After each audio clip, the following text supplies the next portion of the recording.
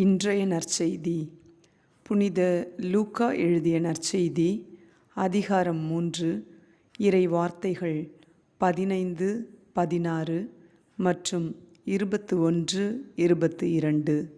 இன்று ஆண்டவரின் திருமுழுக்குப் பெருவிழா.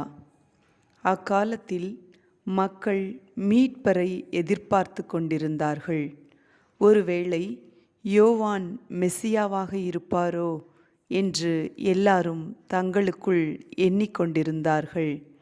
யோவான் அவர்கள் அனைவரையும் பார்த்து, நான் தண்ணீரால் உங்களுக்கு திருமுழுக்கு கொடுக்கிறேன். ஆனால் என்னை விட வலிமை மிக்க ஒருவர் வருகிறார்.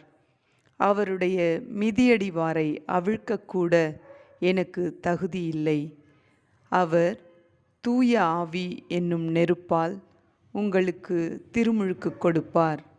மக்கள் எல்லாரும் திருமுழுக்கு பெறும் வேளையில் இயேசுவும் திருமுழுக்கு பெற்று இறைவனிடம் வேண்டிக் கொண்டிருந்தபோது வானம் திறந்தது.